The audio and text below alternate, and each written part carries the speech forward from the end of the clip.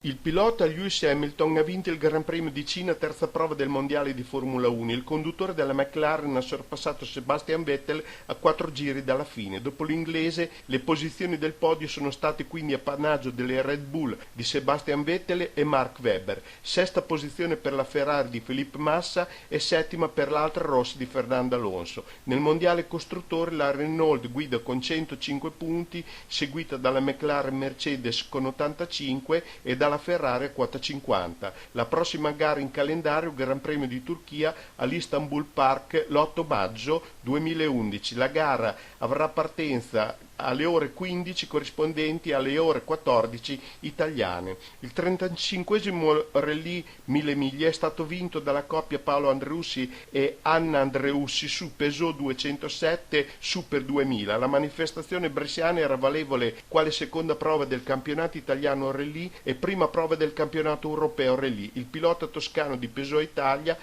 rafforza quindi con questa affermazione la sua leadership nel campionato tricolore, conquistando il secondo successo su 2 gare finora disputate. Vittoria di Simone Campedelli nella classifica piloti junior under 28 del campionato italiano nel gruppo R e tra le 2 ruote motrici, conferma dell'alto livello competitivo raggiunto dal Citroën Team Italia. Il Gran Premio del Portogallo di motociclismo è in programma il 1 maggio 2011 sul circuito dell'Estoril. Questa pista è situata sulla costa atlantica del Portogallo a 28 km dalla capitale Lisbona. Questo circuito è parte del calendario del MotoGP dal 2000, costruito nel 1972 da Fernando Pires da Silva. Negli anni 70 la pista venne impiegata principalmente per le gare del campionato europeo di Formula 2 e solo dopo importanti lavori di modifica vide svolgersi il primo Gran Premio di Formula 1 nel 1984,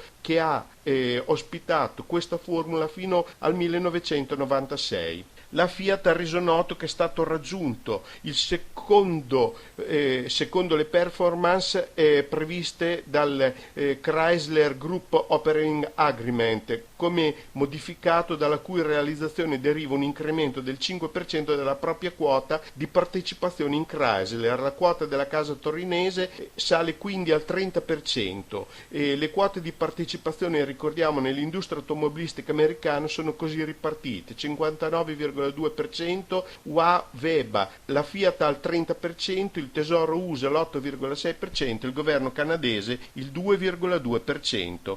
Il primo appuntamento del trofeo Italia Mini Cross 50 si correrà a Grotta Zolina il 25 aprile in abbinamento con il campionato italiano Mini Bike Cross. Costituisce un'iniziativa della Commissione Sviluppo Attività Sportive della Federmoto, riservate ai piloti giovanissimi nati dal 2001 al 2003.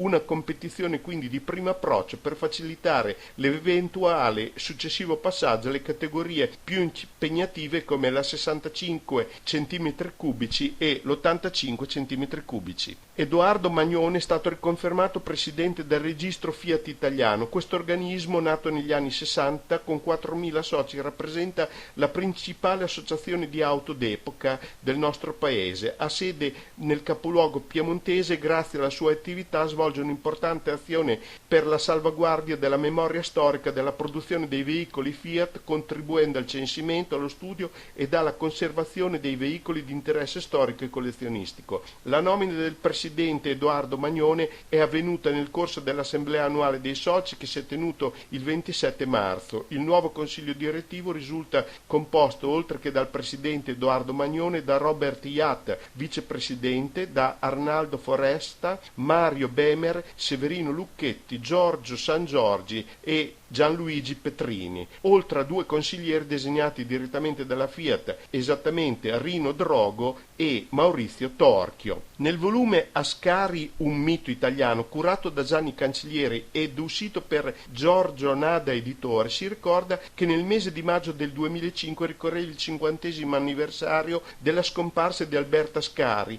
in luglio invece l'80° di quella di suo padre Antonio. Alberto Ascari fu l'ultimo pilota italiano campione del mondo, impresa compiuta nel 1952 e ripetuta l'anno successivo con la Ferrari. Il 26 maggio 1955 un tragico incidente e a Monza ne troncò la carriera, che l'aveva visto correre in motocicletta prima, poi con la Maserati e infine con la Ferrari, ma chiuse la carriera con la Lancia. Era figlio di Antonio, anch'egli un asso del volante, protagonista delle stagioni 1924 e 25 alla guida dell'Alfa Romeo P2, con la quale perse la vita a Monterrey durante il Gran Premio di Francia. Ricordiamo quindi il libro Ascari, un mito italiano.